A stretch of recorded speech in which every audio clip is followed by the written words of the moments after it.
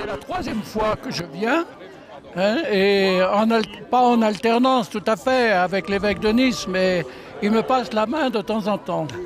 C'est sympa. Ah ben oui. Ça veut dire que nous sommes aussi liés par le col de la Bonnette, le diocèse de Digne et le diocèse de Nice. Et c'est pas facile à passer, mais quand même nous avons des liens. Nous sommes de la même province ecclésiastique et nous avons différents liens par ailleurs. Et je suis très heureux de pouvoir aujourd'hui bien le concrétiser dans cette présence à Notre-Dame du Très-Haut.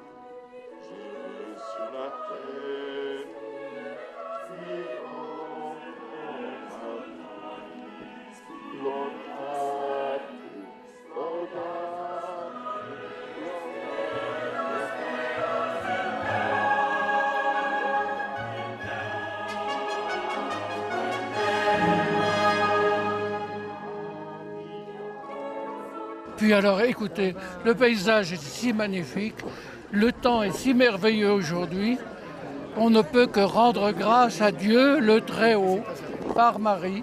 Voilà, j'en suis très heureux avec vous.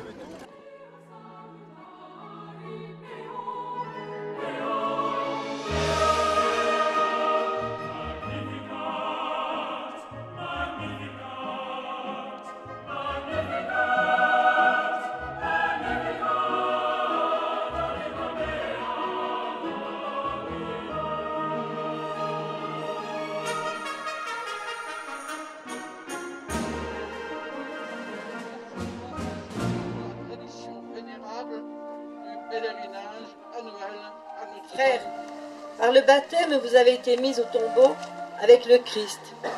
Avec lui, vous avez été ressuscités, parce que vous avez cru en la force de Dieu, qui a ressuscité le Christ d'entre les morts. Seigneur, nous te prions. Témoignage. Et pour celles et ceux qui vivent un temps de retraite spirituelle, Père, nous te prions. Seigneur, nous te prions. Par lui, avec lui, en lui, à toi, Dieu Père Tout-Puissant, dans l'unité du Saint-Esprit, tout honneur et toute gloire, pour les siècles des siècles. Allez dans la paix du Christ, nous rendons grâce à Dieu.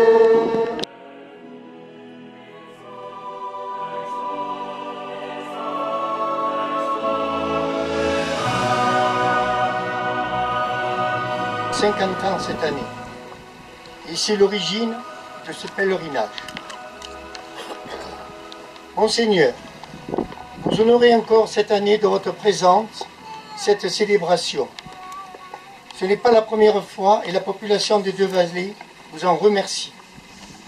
Merci à notre curé, le Père Magnien, et aux pénitents qui chaque année animent ce pèlerinage. Chers pèlerins, d'abord deux bonnes nouvelles. La première, c'est que nous avons signé une convention avec la métropole par laquelle celle-ci autorise ses équipes à intervenir sur la voie côté Josier qui dépend de la petite commune de Josier. Quand quelqu'un frappe à votre porte, ouvrez la porte, sachez accueillir. Eh bien, parmi ces richesses, et nous les respectons et nous entretenons, mais il y a ce site, ces montagnes grandioses, ce sont des richesses. Je veux saluer en mon nom et au nom du président du Conseil général, Éric Ciotti, que j'ai le plaisir de représenter aujourd'hui, ceux qui font vivre cette belle tradition. Tous les élus présents, bien évidemment notre député Christian Estrosi, maire de Nice et président de la métropole Nice-Côte d'Azur, le maire de la commune qui nous accueille, Jean-Pierre Essautier, également conseiller métropolitain, mais tout l'ensemble des élus de la vallée de la Tinée et celle de l'Ubaye qui nous font l'amitié, comme chaque année, d'être présents.